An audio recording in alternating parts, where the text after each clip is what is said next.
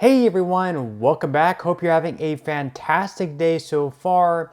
So today, there's going to be certain beneficiaries of Social Security receiving deposits of up to $943 and $1,415. Once again, those are going out today, so you should have already received those deposits.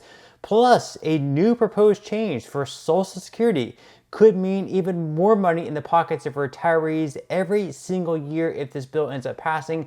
So we will be covering that as well. But before we go ahead and dive into the main content of today's video, if you wouldn't mind helping me out real quickly by just giving this video a like, that just helps out with the good old YouTube algorithm, and also consider subscribing to my channel if you have not already. Plus, if you would like to receive up to $10,000 in free stocks or $10,000 in free cash, in a pinned comment below, I will be leaving a link to Moomoo. All you have to do is once you click on that link is just sign up for a free account and then deposit at least $100. At that point, Moomoo will be sending you at least 7 free stocks worth all the way up to $10,000. And if you really just have the cash, all you have to do is once you receive the free stocks is just sell them for what they're worth and then transfer the cash value right back to your bank account. Okay, so diving right into our lead story of today's video, and over the past few weeks, we've had a representative in the House. She is a Republican known by the name of Marjorie Taylor Greene, and she's been threatening to bring up a vote to oust or remove the current House Speaker in Mike Johnson, just a few months removed from the former House Speaker and Kevin McCarthy also being removed as the House Speaker, and now she's wanting to remove this House Speaker so we can get in a new one, and they would probably just end up removing that one as well. Her main thing against Johnson is that he ended up passing that bill last week, which included more aid for Ukraine. She thought that Republicans should not be giving more money to Ukraine, and she believes that he worked with Democrats kind of behind her back and behind a few other Republicans' backs to pass this bill. She thought that he should not have brought that to the floor for a vote, and then she thought that he should not have worked with Democrats to get that passed. But he went ahead and did that anyways, and we actually did have quite a few Republicans vote in favor of the bill, so it wasn't like it was only Democrats who voted for it. There were a handful of Republicans who also voted for it, but she, of course, was not too happy about that. And she just announced that she's finally going to bring that to the floor for a vote to try to remove him from his House Speaker role. Now, thankfully for Mike Johnson, unlike for Kevin McCarthy, the Democrats are actually going to come to the aid to Mike Johnson and make sure that he is not removed as the House Speaker. So according to The Hill, Greene unveils plan to force vote on Speaker Johnson ouster. So Representative Marjorie Taylor Greene on Wednesday announced she'll force a vote next week on whether to oust Speaker Mike Johnson, an extraordinary move highlighting the internal turmoil in the GOP, but it's also a move that is all but certain to fail after Democratic leaders said they would vote to protect the Speaker from her coup attempt. The announcement, made before a sea of reporters just outside the Capitol, followed weeks when Greene had attacked Johnson's leadership style and threatened to remove him from power, but declined to force action on her motion to vacate resolution, leading to widespread speculation that she was backing away from the effort after Johnson received a glowing review from former President Trump. Her decision to finally trigger a vote on the resolution came one day after the top 3 House Democrats announced that they would vote to table a motion to vacate if it came to the floor, joining a number of rank-and-file Democrats who have said for months that they would shield Johnson from a conservative coup. So basically, we have a lot of Democrats coming out and saying that if Marjorie Taylor Greene does try to remove the current House Speaker, Mike Johnson, that they are going to vote no on that. So whenever they removed Kevin McCarthy from House Speaker, we had all the Democrats vote in favor of that, so he ended up being removed. But this time around, Democrats say that we are going to back Mike Johnson. We are not going to allow Marjorie Taylor Greene and a few other Republicans to remove Mike Johnson from Speaker and then have to go like another month of voting in a new House Speaker because of the very fact that Mike Johnson worked with some of the Democrats for this new aid for Ukraine. They are not going to allow Marjorie Taylor Greene, now herself and pretty much herself alone and a few other Republicans who agree with her, to remove Mike Johnson as House Speaker. Now, in some other news, as far as Social Security goes, today there are going to be some fresh payments deposited.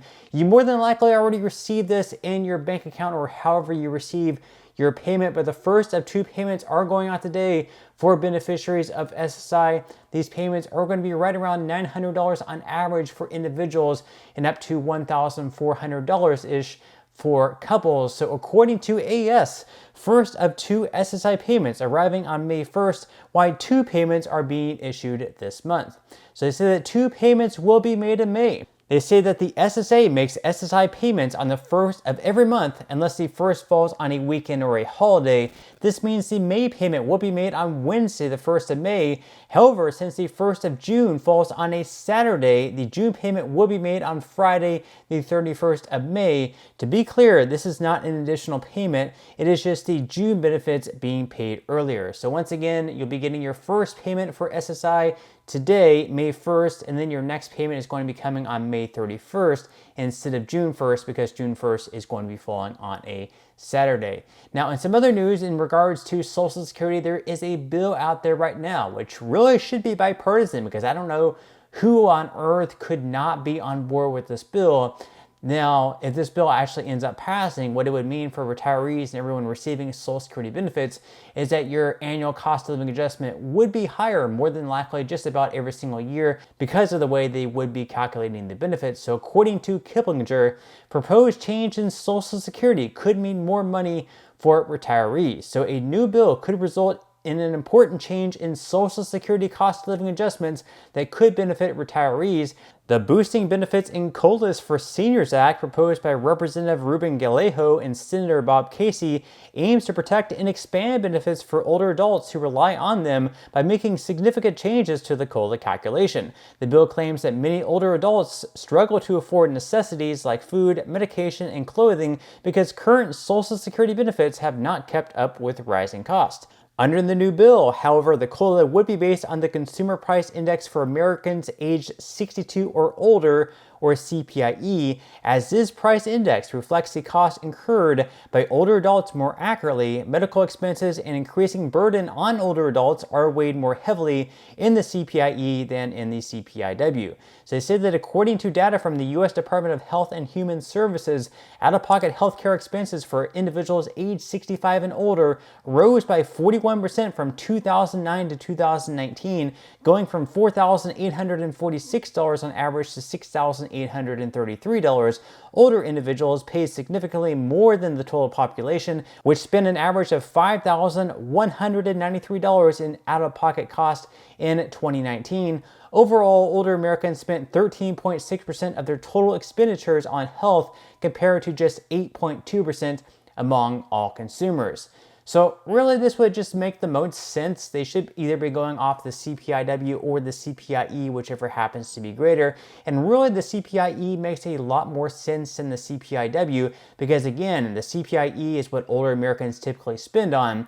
And why exactly would you base a cost of living adjustment for people who are retired and receiving Social Security benefits? Why would you base the inflation index on something that, younger Americans typically spend on, as opposed to one that weighs more like heavily on the things that, perhaps your retirees will spend on, like healthcare expenses? So this bill makes complete sense. I don't see a reason why we wouldn't have both Democrats and Republicans on board with the bill. This is something that should be an absolute priority, so I really do hope they finally put this bill on the floor for a vote in both the House and the Senate and get this through, because even though it wouldn't result in like a massive $200 per month increase, it would be something, and something is certainly better than nothing at all. So this is a bill that I would definitely get on board with. But let me know your thoughts and comments below as always, and that's all we have for today's video. I certainly hope that you enjoyed and found value out of it.